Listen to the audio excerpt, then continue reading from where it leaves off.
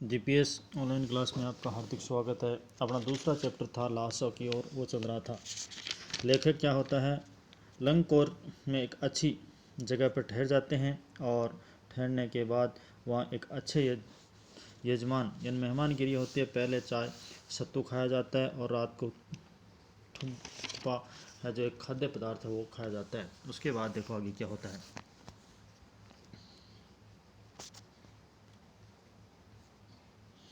आगे होता है हम टिंगरी के विशाल क्या करते हैं, टिंगरी के विशाल मैदान में थे जो पहाड़ों से घिरा टापू सा मालूम होता था। जो किससे घिरा था, पहाड़ों से घिरा हुआ एक टापू। टापू कहते हैं पानी के बीच में जो जमीन होती है, ऊपर उठा हुआ जो पर्वत होता है उसको बोलते हैं, होता था। जिससे दूर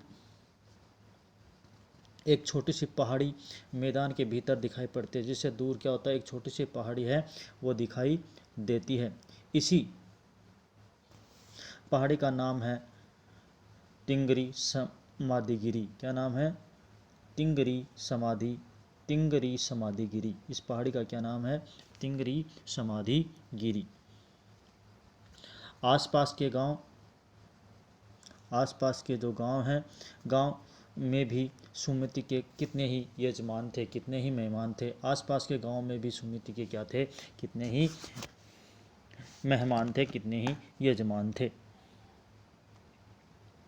कपड़े की पतली पतली चीरी बत्तियों के गंडे खत्म नहीं हो सकते थे।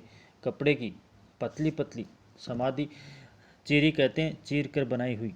कपड़े की पतली पतली जो चीर कर बनाई गई थी, गंडे कहते हैं उपले, वो खत्म नहीं हो सकते थे। क्योंकि बोध गया से लाए कपड़े के ख़त्म हो जाने पर किसी कपड़े को बोध गया का गंडा बना लेते थे। क्योंकि बोध गया से लाए गए कपड़े को ख़त्म होने पे क्या करते हैं, कपड़े से बोध गया का क्या बना दिया जाता है, गंडा बना दिया जाता है। वह अपने यजमानों के पास जाना चाहते थे। वो अपने कहाँ जाना चाहते थे, यजमानों या अपने चिर परिचित तो के पास जाना चाह रहे थे। मैंने सोचा यह है, लेखक कह रहा कि मैंने सोचा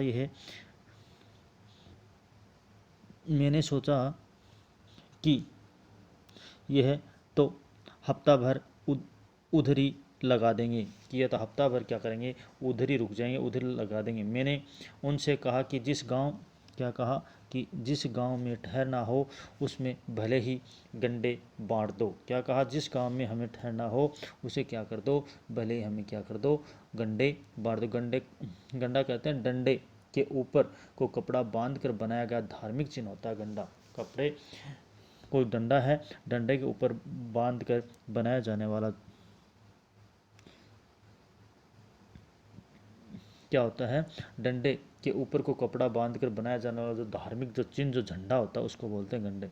मगर आसपास के गांव में मत जाओ। लेकिन क्या कहा, आसपास भले आप गंडे बांट दो लेकिन आसपास के गांव में मत जाओ। इसके लिए मैं तुम्हें लहासा पहुँच कर रुपये दे दूंगा। और लेखक ने क्या कहा, इसके लिए मैं आपको लहासा पहुँचा कर रुपये दे दूंगा। सुमिति ने क्या कर लिया, इस प्रश्न को स्वीकार कर लिया। दूसरे दिन क्या किया, दूसरे दिन हमने भरिया ढूंढने की कोशिश की। दूसरे दिन क्या किया, भरिया कहते हैं सामान उठाकर ले जाने वाला जो व्यक्ति होता है उसको बोलते हैं भरिया। वो ढूंढने की कोशिश की कि कोई भरिया मिल जाए तो सामान ले जाए, लेकिन कोई नहीं मिला। लेकिन कोई भरिया है वो नहीं मिला। लेकिन क्या हुआ, कोई भरिया है वो नहीं मिला। सवेरे ही चल दिए होते तो अच्छा होता। लेकिन ने सोचा कि सवेरे ही चल दिए होते तो अच्छा होता था। लेकिन अब 10-11 बज की तेज धूप में चलना पड़ रहा था। लेकिन अब क्या था, 10-11 बजे की तेज धूप में उनको क्या करना पड़ रहा था, चलना पड़ रहा था। पहले किसी भरिया की को खोज रहे थे लेकिन वो नहीं मिला तो मजबूरी में फिर खुद को ही चलना पड़ा। तिब्बत की धूप भी बहुत कड़ी मालूम होती है। तिब्बत की धूप है वो भी क्या है, बहुत कठिन मालूम होती है, कड़ी मालूम होती है। यद्यपि थोड़े से भी मोटे कपड़े से सिर को ढक लें, अगर थोड़े से मोटे कपड़े से भी सिर को ढक लिया जाए तो गर्मी ख़त्म हो जाती है। तो क्या होता है, तो गर्मी एकदम क्या हो जाती है, ख़त्म हो जाती है। आप 2 बजे सूरज की ओर मुँह करके चल रहे हैं। अगर आप 2 बजे सूरज की ओर मुँह करके चल रहे हैं तो ललाट धूप से जल रहा है।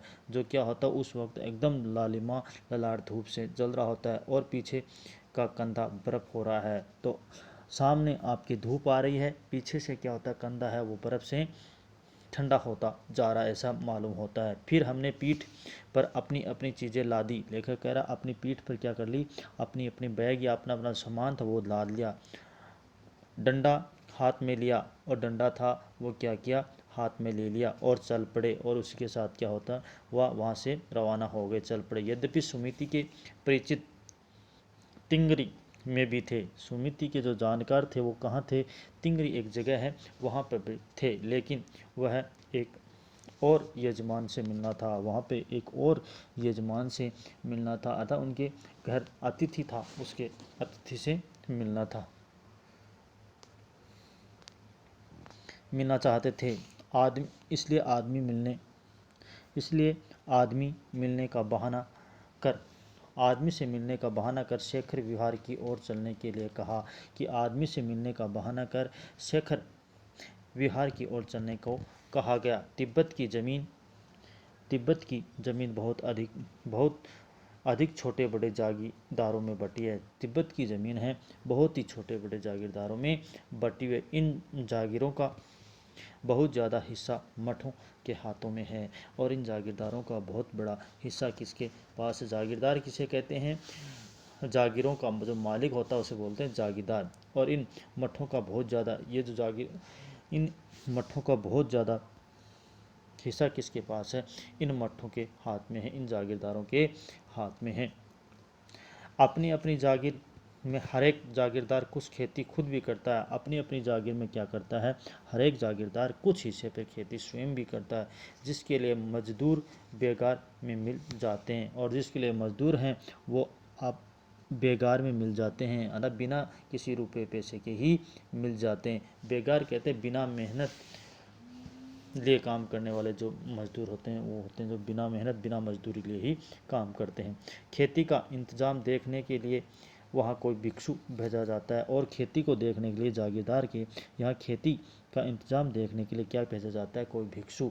भिक्षु होता है बौद्ध धर्म का कोई अनुयायी होता है, उसको बोलते हैं भिक्षु को भेजा जाता है, जो जागीर के आदमियों के लिए राजा से कम नहीं होता। और जो जागीर के जो आदमी होते हैं उनमें राजा से कम नहीं होता, अर्थात राजा के बराबर जागीर के आदमी में महान होता है या सर्वश्रेष्ठ होता है। शेखर की खेती के मुखिया भिक्षु बड़े भद्र पुरुष थे। और शेखर की जो खेती के भिक्षु थे, खेती को संभालने वाले जो नमसे थे, उन क्या थे, बहुत ही भद्र बहुत ही सज्जन पुरुष थे।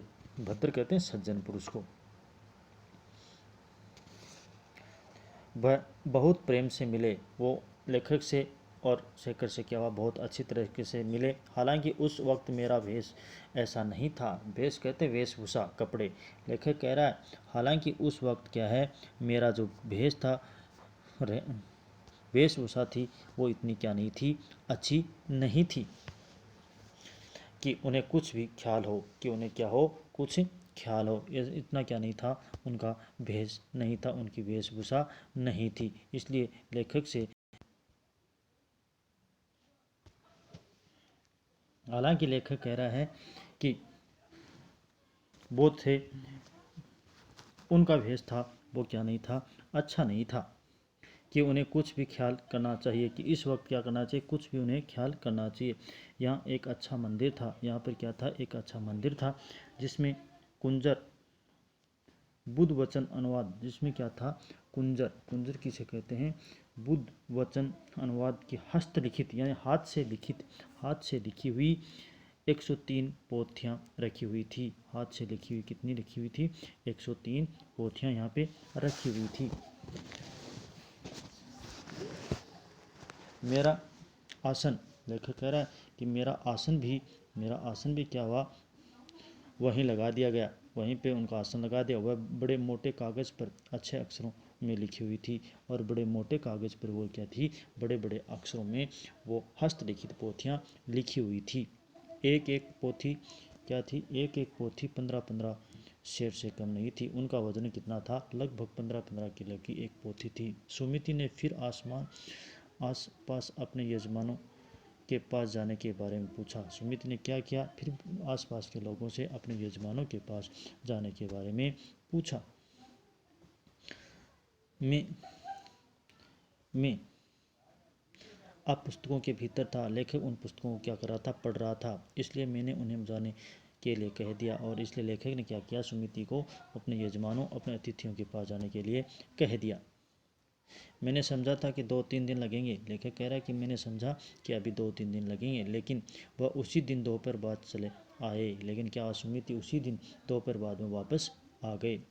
तिंगरी गांव वहाँ से बहुत दूर नहीं था, और वहाँ से तिंगरी गांव था वो ज़्यादा दूर भी नहीं था। हमने क्या किया? अपना अपना सामान पीठ पर उठाया और भिक्षु नुक्से से विदाई लेकर चल पड़े। और वहाँ से उस बौद्ध भिक्षु से विदाई लेकर वहाँ से आगे की ओर निकल पड़े। इस प्रकार से हमारा ये जो पाठ था ये पूरा हो जाता है। इसमें जो शब्दार्थ है वो आपको दिए गए हैं, पहले से याद करने हैं। बचे जो प्रश्न हैं वो आपको करने हैं। धन्यवाद।